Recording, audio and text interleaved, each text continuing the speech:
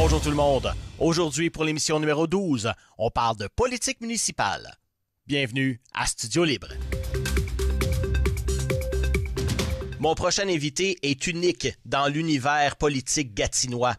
Évidemment, il a été le seul indépendant à avoir été élu au conseil de ville, le conseiller de Buckingham, Edmond Leclerc. Bonjour. Bonjour. Et donc, félicitations pour votre réélection. C'est un pari qui était quand même, j'allais dire c'est un parti beau lapsus, c'est un pari qui était quand même risqué justement parce qu'il y avait des partis justement des deux partis qui ont été assez populaires, qui se sont battus jusqu'à la fin, là, nez à nez pratiquement. Qu'est-ce qui vous a fait pencher pour rester indépendant au lieu de dire je m'en vais avec un parti, soit un, soit l'autre? Oui, puis je savais dans quoi je m'embarquais, parce qu'on était assurément dans une élection historique à Gatineau où est-ce que pour la première fois, deux partis politiques s'affrontaient. Et même dans l'univers médiatique, là, moi, tu sais, ici, on a de la chance, on est couvert localement par la télé communautaire, mais au niveau régional, les médias ne parlaient que des partis politiques. Puis je peux pas les blâmer, ils s'intéressent évidemment à ce que la plus vaste portée, les candidats indépendants qui veulent vraiment apporter des plateformes locales avaient beaucoup moins de visibilité et on avait l'impression d'être David contre Goliath. Moi, à Buckingham, c'est sûr que j'étais conscient là, que j'allais affronter deux machines électorales bien rodées. Équipe Mario B qui a fait un solide travail d'aller chercher des candidats dans chacun des districts, des bénévoles, donc une équipe sérieuse et crédible pour des élections, et Action Gatineau qui a été fondée ici même à Buckingham, qui avait quand même des bases. Là. Puis, à travers tout ça, moi, j'ai vendu mon implication dans la communauté comme étant la meilleure alternative pour les gens de Buckingham. Et je suis très content de voir qu'aujourd'hui, j'ai remporté ce pari-là parce que je pense que la population à Buckingham, avant de chercher un parti politique, avant de chercher une idéologie, Grandeville, elle cherchait d'abord et avant tout un représentant local. Oui. Et là, qu'est-ce qui vous a surpris dans les résultats? Moi, il y a un résultat qui m'a surpris, c'est de voir à quel point, surtout à Buckingham, il y avait très peu d'emprise d'Action Gatineau. Obtenu, j'ai vu les derniers chiffres autour de pas loin de 300 votes, là, donc, mais vous en avez obtenu pratiquement 10 fois plus. Est-ce que ça vous a surpris de voir à quel point les gens ont rejeté dans l'Est massivement Action Gatineau? Non, en fait, moi, je sentais bien là, que le parti Action Gatineau perdait beaucoup d'appui dans le secteur depuis plusieurs années. Puis ça, je pense que ça s'explique pour différentes raisons, mais notamment la présence et l'implication, l'agenda du parti qui va moins chercher le secteur Est. Et je pense que c'est une des raisons pour lesquelles moi, comme indépendant, je mets beaucoup en valeur le secteur. C'est justement pour qu'il soit entendu, parce qu'on a un parti là en plus qui va être majoritaire autour de la table du conseil municipal.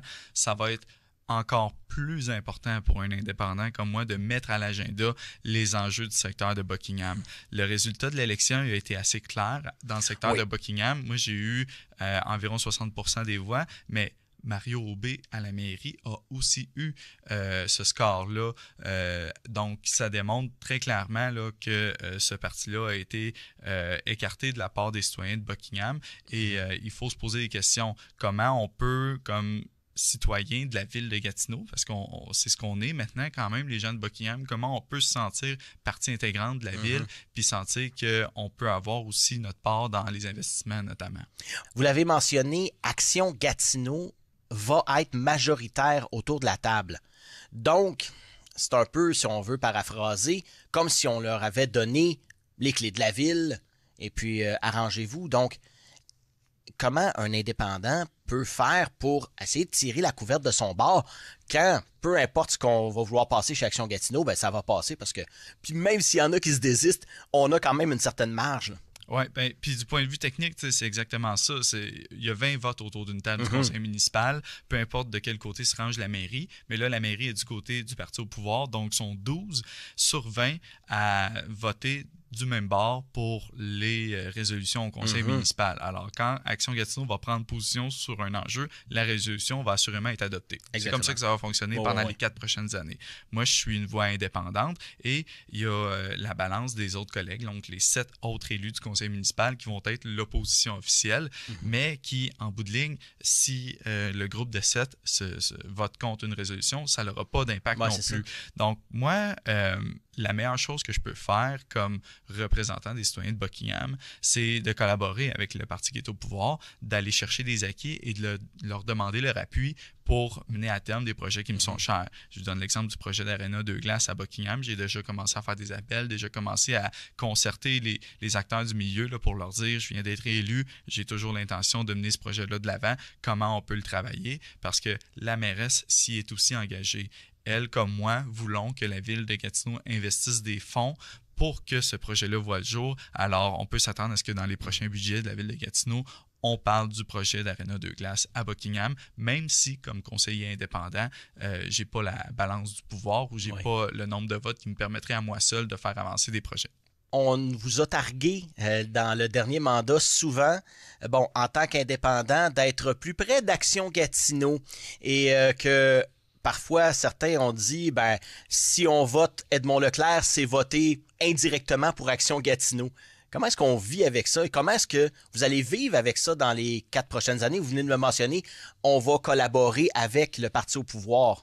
Ouais, puis tu sais, moi, je m'en fais pas avec ça parce que je l'entends sur toutes les tribunes, là, ce commentaire-là. Mais savez-vous quoi? J'entends aussi l'inverse, tu sais, des gens d'Action Gatineau qui me disent pourquoi tu collabores jamais avec nous? Pourquoi tu t'opposes à des investissements au centre-ville alors que nous, c'est notre plateforme? Pourquoi tu t'es opposé aux investissements dans Balle de Neige, des projets qui étaient chers à Action Gatineau? Puis moi, j'avais voté contre certaines de ces résolutions-là parce que différentes raisons reliées à des budgets, des priorités qui sont différentes, etc. Fait que la vérité, c'est que j'ai pas plus été avec Action Gatineau par le passé que lorsque ça avantageait mon secteur.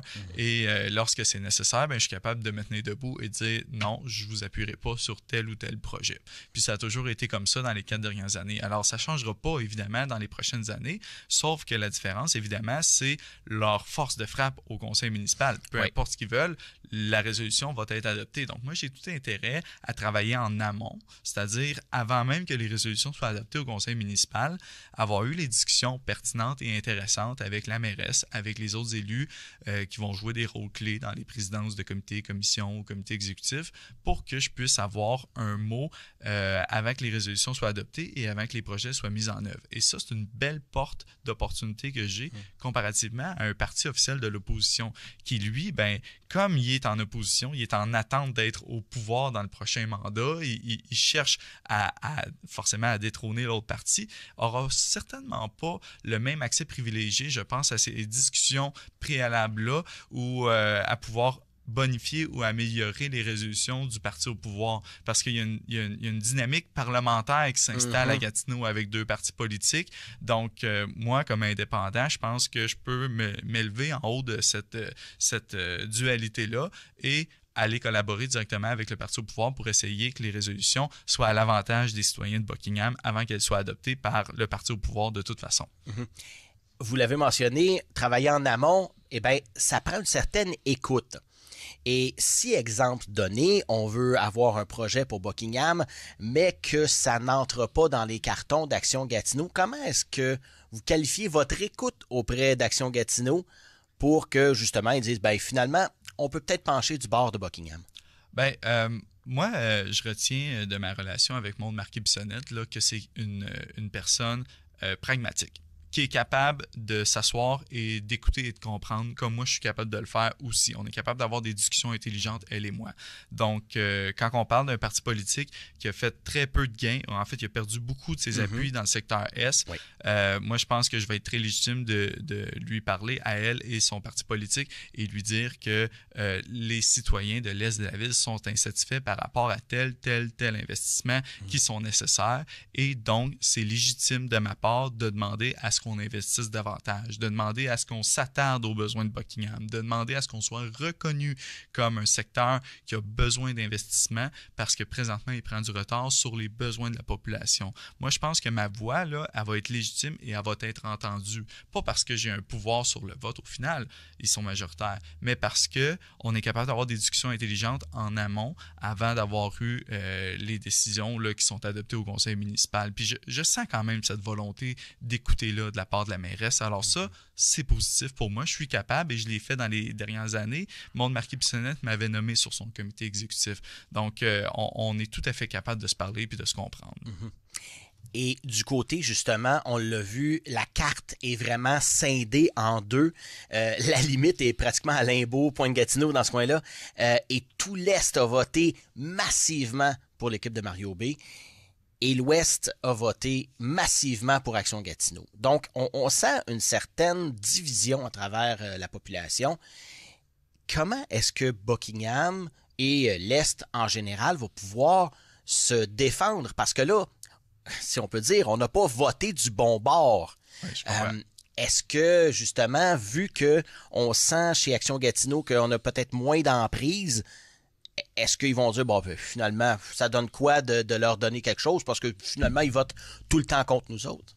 Ben, en fait, puis tu sais, je rajoute à l'analyse que vous venez de faire là, concernant l'Est et l'Ouest, il y a un irréductible village gaulois qui est Buckingham, où est-ce qu'on n'a pas voté un conseiller d'équipe Mario B dans l'Est. Là. Donc ça, moi, ça me rend quand même assez fier de dire à Buckingham, ni Action Gatineau, ni équipe Mario B répondaient aux aspirations puis aux attentes pour un conseiller municipal. On voulait un indépendant qui portait la voix des citoyens de Buckingham. Alors moi, en partant, là, je pars avec, je pense, ça me donne un élément de légitimité d'apporter quelque chose de différent au débat. Je suis pas dans cette dualité-là et les citoyens de Buckingham ont fait un choix clair. Là. J'ai eu plus de la moitié des votes dans le secteur de Buckingham comme conseiller municipal pour représenter les citoyens. Alors, contre 2 partis politiques. Alors, ça, je pense qu'en partant, c'est un élément de légitimité qui est important et ben c'est sûr que je vais travailler fort pour justement démontrer le fait que oui, effectivement, le poids démographique fait en sorte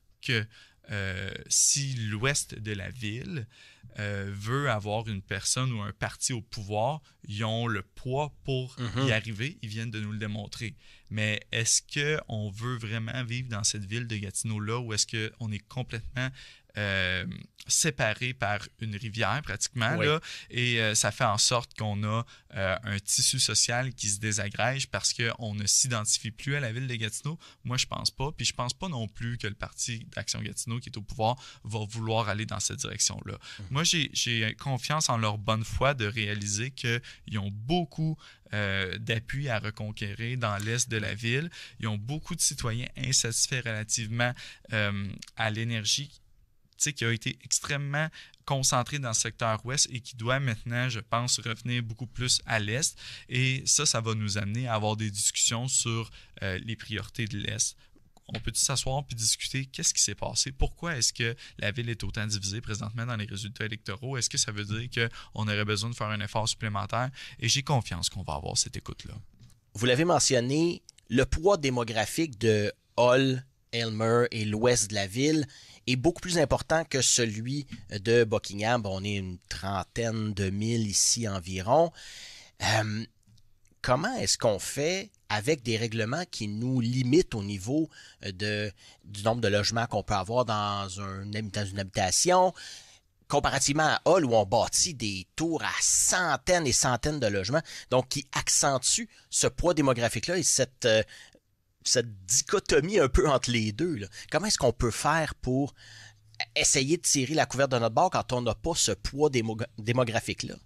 Oui, puis il faut faire attention, parce que effectivement, le secteur ouest de la ville s'est beaucoup plus développé, notamment le secteur Aylmer dans les dernières années, et il faut tirer les leçons.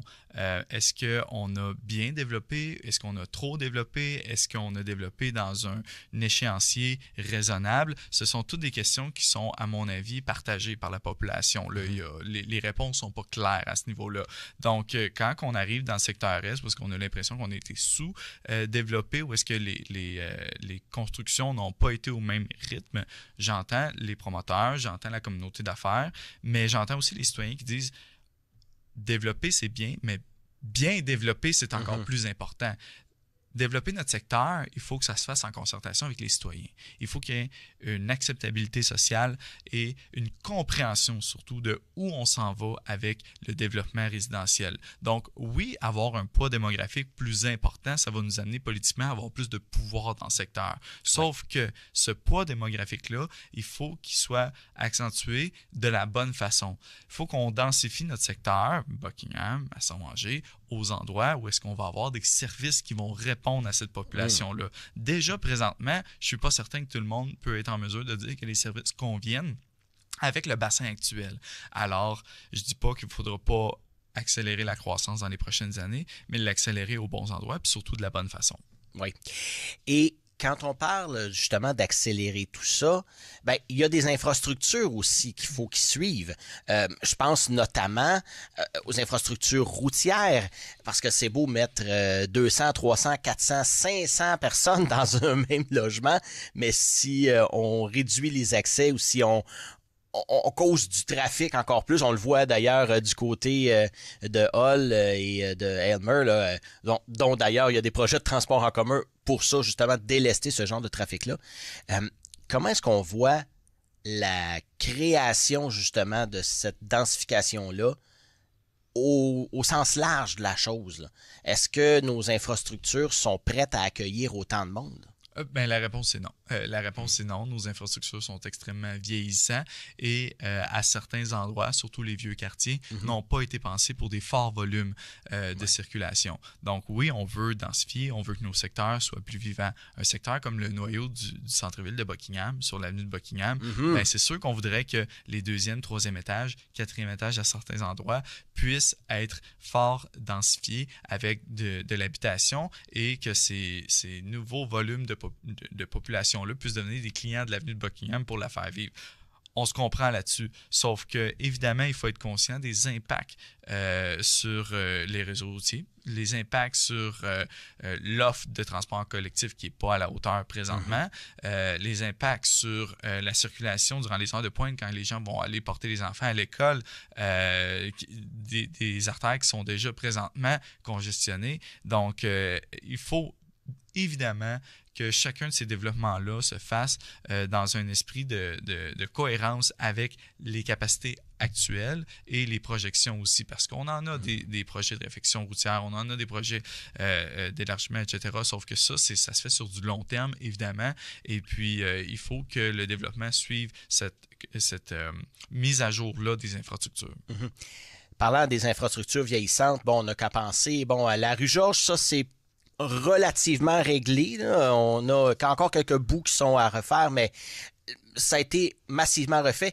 Mais là, c'est de l'autre côté de la rivière, l'avenue de Buckingham, qui commence à avoir vraiment des signes de vieillissement. Là. On n'a qu'à la prendre à tous les jours. Moi-même, je la prends tous les jours. Oui. Et on voit aussi que, il y a quand même une certaine densification du trafic, notamment à cause de la fameuse lumière de l'autre côté du pont. Ça cause un paquet de problèmes de circulation. Qu'est-ce qu'on peut faire justement au niveau de la ville? Je regarde l'avenue de Buckingham, on peut pas vraiment l'élargir là, parce que les terrains sont là et puis il n'y a pas possibilité. Comment est-ce qu'on fait pour améliorer le flot de circulation qui est pas terrible, mais si justement on veut développer, ça va le devenir? Oui, bien, exactement. Puis je pense qu'il faut repenser notre secteur, notamment le secteur du centre-ville avec sa mobilité. Moi, j'ai déjà commandé dans mon mandat précédent une étude sur la circulation, mais aussi sur la sécurité, le sentiment et la perception de sécurité de tous les usagers. Donc, les cyclistes, les automobilistes, les piétons, les utilisateurs du transport collectif et toute autre personne qui pourrait utiliser l'avenue de Buckingham, les résidents du secteur, les commerçants. Donc, je pense qu'il y a clairement une réflexion qu'il faut y avoir sur la mobilité dans ce secteur-là. Puis je vous donne un exemple. On peut penser qu'une des possibilités, bien là, évidemment, on va refaire l'asphalte. Donc, écartons ça. Là, ça, c'est à très court terme dès l'été prochain. Mais sur du long terme, les enjeux de circulation, est-ce qu'il faut penser à créer une voie supplémentaire ou il faut penser au trafic actuel? Pourquoi est-ce qu'il y en a autant? Moi, je vous donne l'exemple, les poids lourds. Il y en a énormément qui passent à chaque heure sur l'avenue de Buckingham et qui tourne au pont Brady. Donc, est-ce que cette circulation-là a sa raison d'être et est-ce que si on trouvait une alternative à cette circulation de poids lourds-là, on viendrait régler une grande partie du problème? Moi, j'y crois parce que quand on regarde les résultats préliminaires du plan de mobilité que j'ai commandé justement dans mon dernier mandat, là, que je vais avoir comme rapport final dans la prochaine année avec des recommandations, bien, on observait que un des plus gros irritants des gens qui fréquentent l'avenue de Buckingham, c'est la présence de poids lourds, parce que ça l'empêche de vouloir s'y déplacer à vélo, ça l'empêche de vouloir s'y déplacer à pied. On ne se sent pas en sécurité quand on voit même en voiture. Même en voiture. C'est pas large. Là. C'est pas très large, c'est pas très agréable, c'est massif, c'est bruyant et ça intimide. Donc, oui, en plus que ça prend beaucoup d'espace et que ça crée à certains moments durant la journée des embouteillages, ben en plus, ça fait en sorte qu'il y a plus de personnes qui vont se déplacer seulement avec leur voiture parce que la crainte de se promener sur l'avenue de Buckingham avec tous les poids lourds qui passent là, ça l'empêche de changer de mode de transport. Donc, je pense que cette réflexion-là va nous amener à peut-être dire que la solution, c'est pas toujours d'élargir. Parfois, la solution, c'est de transférer certains modes de transport, de privilégier d'autres voies. On a une voie ferrée qui est capable de transporter de la marchandise juste à côté et qui, elle, ne semble pas être problématique. Donc, est-ce que ces poids lourds-là devraient être davantage transférés vers la voie ferrée, ce camionnage-là transféré par du transport par train et ça libérerait beaucoup l'avenue de Buckingham. Moi, je pense que ça, c'est des avenues qui devront être réfléchies dans les prochaines années parce qu'il va falloir densifier l'avenue de Buckingham, mais c'est pas vrai que tout ce bassin de population-là va pouvoir s'y déplacer avec des véhicules supplémentaires sur l'avenue de Buckingham. Il va falloir trouver d'autres moyens de s'y déplacer. Mais c'est encore, puis on en parlait pendant la campagne électorale, c'est encore de se rendre pratiquement d'un bout à l'autre de la ville, là, juste se rendre, exemple donné, au travail à Gatineau ou à Ottawa pour certains résidents ici, c'est encore complexe. Et aussi, il faut pas oublier qu'on est, j'allais dire, proche de la campagne. Ouais. Si on veut aller, exemple donné, juste à l'Ange-Gardien, ben, il n'y en a pas de système. Donc, on n'a qu'une direction à aller, c'est vers Gatineau. Comment est-ce qu'on fait pour avoir un système de transport en commun sans que ça nous coûte des milliards de dollars comme un tramway, on en reparlera, ou d'autres systèmes? Est-ce qu'il n'y a pas moyen de refaire le système actuel? On parlait notamment d'autobus express. J'ai toujours trouvé l'idée géniale. J'en avais quand j'étais au collège il y a une vingtaine d'années où je restais. Et puis c'était justement autobus, on partait d'un point et tous les autobus se concentraient pour aller à ce point-là et l'autre prenait la direction express. Est-ce que c'est une avenue qui est, un, observée et deux, faisable? Oui, observer absolument. Puis surtout dans le contexte où on prévoit d'étendre le Rapibus jusqu'à la station de l'aéroport, l'éventuelle station de l'aéroport. Là, il faut apporter la réflexion. Est-ce que les lignes d'autobus qui répondent au flux le plus important de déplacement, là, c'est-à-dire on part de Buckingham et on se rend vers le centre-ville de Gatineau, Hull, Ottawa, est-ce que le tracé le plus pertinent va être de prendre l'autobus et de commencer à embarquer sur le Rapibus à partir du boulevard de l'aéroport? Présentement, là, j'ai l'impression que non. Et nos équipes à la STO qui optimisent les tracés vont devoir se pencher là-dessus parce que possiblement là, qu'à un certain seuil d'utilisation du Rapibus, l'option la plus rapide de déplacement va être d'emprunter le Rapibus, mais beaucoup plus loin sur le tracé. On parle, par exemple, à partir de la station Lagap. Comme on le fait, par exemple, sur le chemin du retour, la station, la ligne 95 va prendre l'autoroute à partir de la station Lagap. Pourquoi? Parce que partir du Rapibus et s'arrêter à chacune des stations pour se rendre jusqu'à Ottawa, ça l'alourdit énormément le tracé, tandis que emprunter l'autoroute, même si c'est un petit peu congestionné des fois aux heures de pointe, à cette hauteur-là de l'autoroute 50, ce n'est vraiment pas aussi lourd que de s'arrêter à chacune des stations. Donc, faut le réaliser, puis ça, c'est mon prédécesseur qui le disait, je me rappelle, mais je suis tout à fait d'accord avec ça.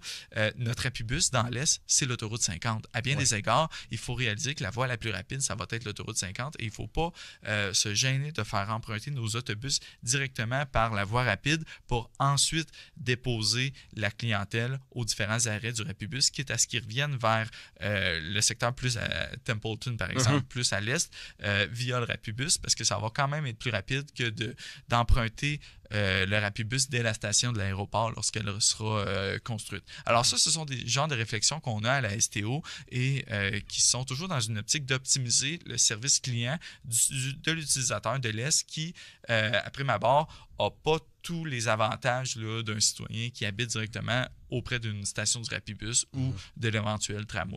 Ouais. Parlant justement du tramway, la carte a été divisée, on sent, bon, Est et Ouest, et c'est un dossier qui a vraiment retenu l'attention.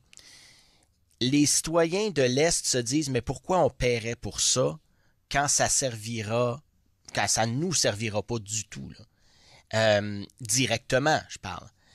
Comment est-ce qu'on fait pour justifier un genre de projet aux citoyens de Buckingham qui va coûter très cher et qui va servir à une certaine tranche de la population seulement?